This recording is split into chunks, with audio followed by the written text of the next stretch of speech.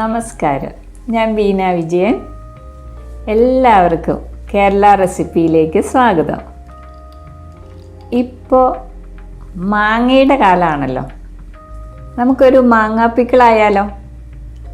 അതും പെട്ടെന്ന് തന്നെ ഉണ്ടാക്കി പെട്ടെന്ന് തന്നെ ഉപയോഗിക്കത്തക്ക രീതിയിലുള്ള ഒരു മാങ്ങാപ്പിക്കിൾ. അധികം പ്രിസർവേറ്റീവ്സ് ഒന്നും ചേർക്കുന്നില്ല. നമുക്ക് കുരുകുരുന്ന് അരിഞ്ഞ് നമുക്ക് 2 ദിവസത്തിനുള്ളിൽ രുചിയായി ഉപയോഗിക്കത്തക്ക രീതിയിലുള്ള ഒരു മാങ്ങാപ്പിക്കിൾ. ഇനി ഈ മാങ്ങ അച്ചാറിന് എന്തെല്ലാം ഇൻഗ്രീഡിയൻസ് വേണമെന്ന് നമുക്ക് നോക്കാം. ഇതിന് വേണ്ടത് 1/2 കിലോ മാങ്ങ, നല്ല പുളിയുള്ള മാങ്ങ വേണം. 5-6 പച്ചമുളക് വേണം. കുറച്ച് കറിവേപ്പില വേണം. 2 കുടം വെളുത്തുള്ളി വേണം. 1 കഷ്ണം ഇഞ്ചി വേണം. 2 ടേബിൾ സ്പൂൺ അച്ചാർ പൊടി വേണം. ഉലുവ, കായം, നല്ലെണ്ണ, കടുക്, പിരിയൻ മുളക് പൊടി, മഞ്ഞൾ, ഉപ്പ്, അല്പം പഞ്ചസാര. മാങ്ങ നമ്മൾ സെലക്ട് ചെയ്യുമ്പോൾ നല്ല മൂത്ത ഇനം മാങ്ങ എടുക്കുക.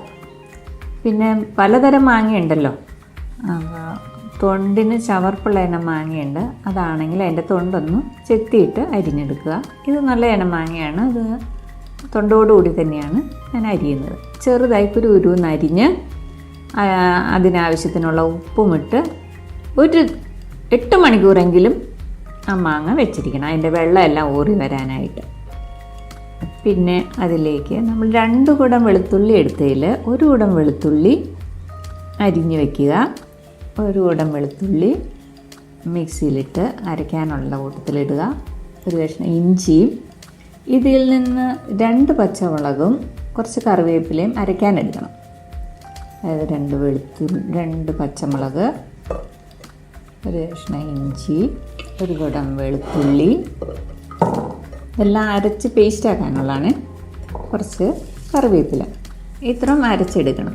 ബാക്കിയുള്ള പച്ചമുളക് ചെറുതായിട്ട് അരിഞ്ഞ് ഈ മാങ്ങയുടെ കൂടെ ഇട്ട് വയ്ക്കണം. മാങ്ങയും പച്ചമുളകും കുരുകുരുന്ന് അരിഞ്ഞ് ഇതുപോലെ അരിഞ്ഞ് ഒരു നൈറ്റ് വെച്ചിരുന്നതാണ്. അപ്പോൾ ഇതിൽ നിന്ന് ഉപ്പുമിട്ട്, ഇതിൽ നിന്ന് വെള്ളം ഇറങ്ങിയിട്ടുണ്ട്. കുറച്ച് വെള്ളം, മാങ്ങയുടെ വെള്ളമുണ്ട്. അത് അങ്ങനെ ഒരു നൈറ്റ് വെച്ച മാങ്ങയാണ്. ഇതാണ് നമ്മൾ പിക്കിളാക്കാൻ പോകുന്നത്. നമ്മളൊരു ചീഞ്ചട്ടി വെച്ചിട്ട് തീ കത്തിച്ചിട്ട് നമുക്ക് അല്പം ഒരു 1/2 സ്പൂൺ കടുക്, ഡ്രൈ റോസ്റ്റ് ചെയ്യാനാണ്. 1/2 സ്പൂൺ കടുക്, അതുപോലെ തന്നെ ഒരു 1/4 സ്പൂൺ ഉലുവ. ഇത്ര ഒന്ന് ഡ്രൈ റോസ്റ്റ് ചെയ്ത് ഒന്ന് തരിതരിപ്പായിട്ട് പൊടിച്ചെടുക്കണം.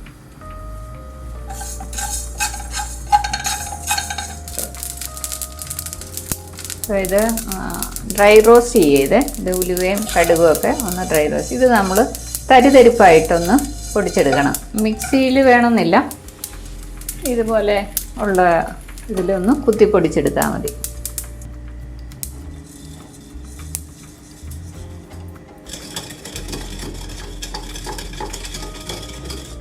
ഇത് ആ ചീഞ്ചട്ടി തന്നെ വെച്ചിട്ട്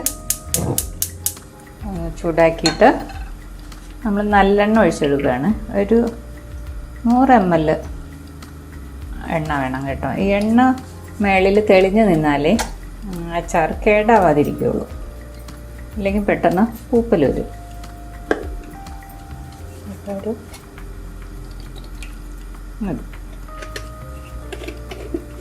ഈ എണ്ണ നന്നായിട്ട് ചൂടായി കഴിഞ്ഞ് കഴിയുമ്പോൾ 1 സ്പൂൺ കടുക് ഇടണം.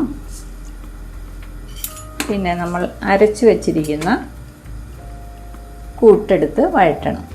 ഇത് എണ്ണ ചൂടായി, ഇതിലേക്ക് 1 സ്പൂൺ കടുക് ഇട്ട് പൊട്ടിക്കണം.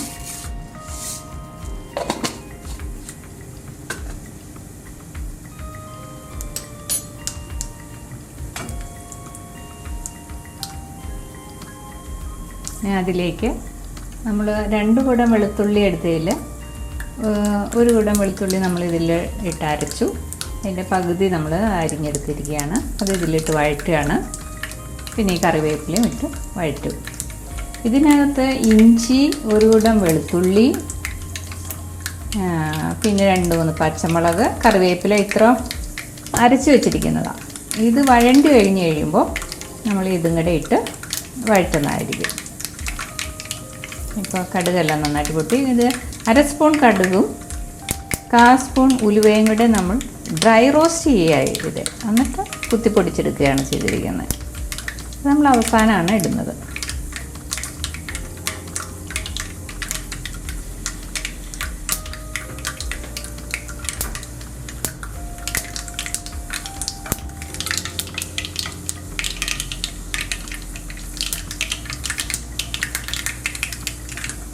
ഇത് പ്രിസർവേറ്റീവ് എന്ന് പറയുന്നത് ഇതിനകത്ത് നല്ലെണ്ണയാണ് ശരിക്കും. വേറെ നമ്മളൊന്നും ഒഴിക്കുന്നില്ല. എണ്ണ മേളിൽ ഏത് അച്ചാറിൻ്റെ മേളിൽ തെളിഞ്ഞ് നിന്നാൽ ഉപ്പിൽ വരില്ല. നമ്മളിത് വെളുത്തുള്ളി ഇടുകയാണ്. ഇതിൻ്റെയൊക്കെ ആ വെളുത്തുള്ളിയിലൊക്കെ ഒരു ലേശം വെള്ളത്തിൻ്റെ അംശം ഉണ്ടാവും. ആ അംശം പോകുന്നവരെ മൂക്കണം. മാങ്ങ അരിയുമ്പോഴായാലും നമ്മൾ കഴുകി വെള്ളം ഒട്ടും ഇല്ലെന്ന് ഉറപ്പ് വരുത്തണം. വെള്ളത്തിൻ്റെ അംശം ഇരിക്കുമ്പോഴാണ് ഈ അച്ചാറുകൾക്കൊക്കെ പൂപ്പൽ വരുന്നത്. ഉള്ളി ചുമന്നു. നമ്മൾ തീ കുറച്ചിട്ട് നമ്മൾ ഈ അരച്ച് വെച്ചിരിക്കുന്ന പേസ്റ്റും കൂടെ ഇതിലേക്ക് ഇടുകയാണ്.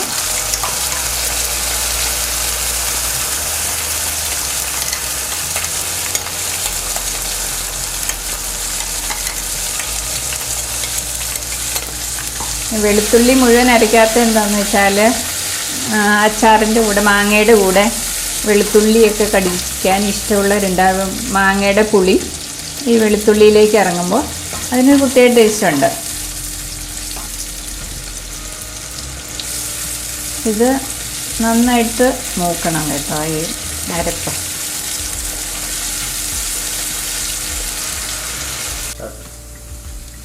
ഇപ്പോൾ അത് ഒരുവിധം മൂത്തിട്ടുണ്ട്. ആദ്യം നല്ല ഗ്രീൻ കളറായിരുന്നല്ലോ. അപ്പോൾ അത് ഇതെല്ലാം മൂത്തു. ഞാൻ തീ നന്നായി കുറച്ചു. ഇനി എന്താണെന്ന് വെച്ചാൽ ഇതിനാവശ്യമുള്ള പൊടികൾ ഇടുകയാണ്. 2 സ്പൂൺ പിക്കിൾ പൗഡർ ഇട്ടു, 1 ടേബിൾ സ്പൂണ്. പിന്നെ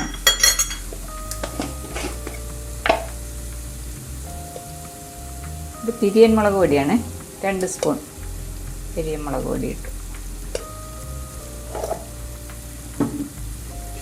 പിന്നെ കുറച്ച് മഞ്ഞളിടുന്നുണ്ട്.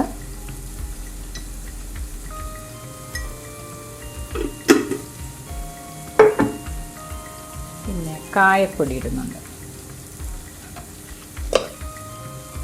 കായപ്പൊടി ഒരു 3/4 സ്പൂണോളം വേണം.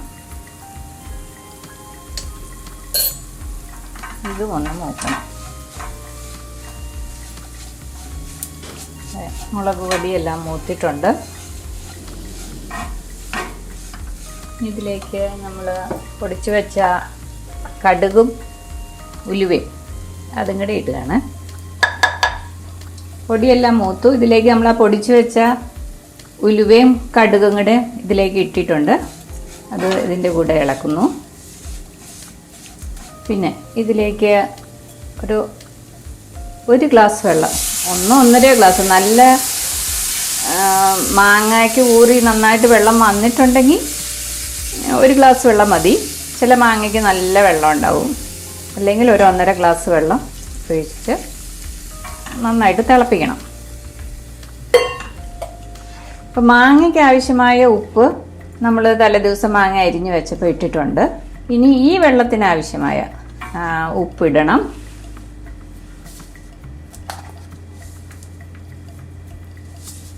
പിന്നെ കുറച്ച് പഞ്ചസാര, ഒരു ചെറിയത് ടീസ്പൂണാണേ, 1 ടീസ്പൂൺ പഞ്ചസാര ഇടാം. അതിൻ്റെ എരിവും പുളിയും എല്ലാം ജോയിൻ്റായി വരാൻ വേണ്ടിയാണ്. ഇത് നന്നായി തിളയ്ക്കണം, അല്ലെങ്കിൽ അച്ചാർ പൂത്തു പോവും. നന്നായി തിളച്ചതിന് ശേഷം തീ ഓഫാക്കിയതിന് ശേഷം ഈ കൂട്ട് നന്നായി തണുത്തതിന് ശേഷം മാങ്ങയായിട്ട് മിക്സ് ആക്കാൻ പറ്റുള്ളൂ. അപ്പോൾ ഞാനിത് ഓഫാക്കുകയാണ്. അത് കഴിഞ്ഞിട്ട് ഇത് തണുക്കാനായിട്ട് വയ്ക്കുകയാണ്. അത് കഴിഞ്ഞിട്ട് മിക്സ് ചെയ്ത് കാണിച്ചു തരാം. അപ്പോൾ നമ്മുടെ ഈ അരപ്പ് നന്നായിട്ട് ആറിയിട്ടുണ്ട്. നല്ല രീതിയിൽ ആറിയതിന് ശേഷം വേണം നമ്മൾ തലേദിവസം അരിഞ്ഞു വെച്ചിരിക്കുന്ന മാങ്ങയും പച്ചമുളകും ഉപ്പിട്ട് തലേദിവസം വെച്ചിരിക്കുന്നത് ഇതിലേക്ക് മിക്സ് ചെയ്യാൻ. അല്ലെങ്കിൽ ഇതിന് ചൂടുണ്ടെങ്കിൽ ഈ മാങ്ങ വെന്തു പോകും. അത് പാടില്ല. ഇതിന് വെള്ളവും ഉണ്ട്, കണ്ടോ? ആ വെള്ളവും മാങ്ങയും എല്ലാം കൂടി ഇതിലേക്ക് ഇട്ട് നമ്മൾ മിക്സ് ചെയ്യുകയാണ്.